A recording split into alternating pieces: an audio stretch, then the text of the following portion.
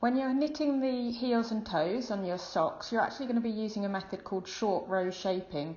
But all that it basically means is using the hold position on your machine to knit certain stitches.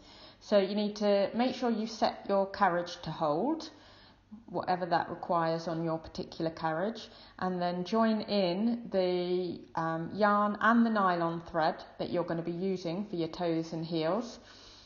Put that into the carriage and wrap it really securely around the clamp underneath the table. You want to keep it secured to that all the time that you're knitting, so that the nylon yarn doesn't risk getting wrapped around any of your brushes or carriage. And you've pushed your first needle, nearest one to the carriage, all the way out to non-working position, knitted one row, and that first needle won't have knitted. The yarn will just have carried over the top of it, and it's still secured to your clamp. You're then going to do the same on the other side. Push the needle nearest the carriage all the way out, knit one row, and then the same on the other side. And you're going to keep repeating that all the way until you've got 8 needles on each side pushed out into non-working position.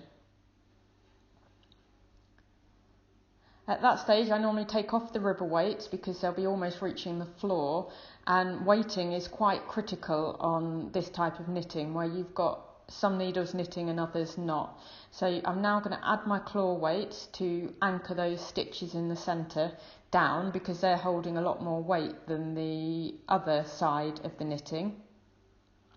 And now I'm going to work backwards. So I'm going to take the first needle in the centre on the side of the carriage and push that back to upper working position, and I keep repeating that. So side nearest the carriage, centre needle into upper working position, knit one row, and again you keep doing that until you've done all of the needles. And as you're getting right towards the end, you might just want to unwrap your yarn, loose end of yarn and nylon, and pull that up tightly, because that will have dragged into quite a loose stitch. So you can pull it up tightly and hold it in place so it's nice and tight, no loose stitch, as you knit that final row. And then the same on the other side, just tighten it up so that there's not a gap where it was being held all that time. And then that's all your short row shaping knitted, and you can just take out your yarn and nylon and cut those.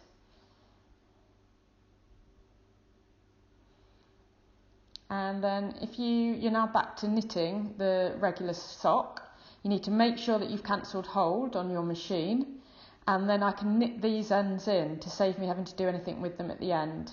So I'm just alternately taking one of them and hooking it into the needle and knitting one row, and then taking the other one, hooking that in and knitting one row. It also gives me a chance to pull up any loose stitches again at that side as I'm knitting.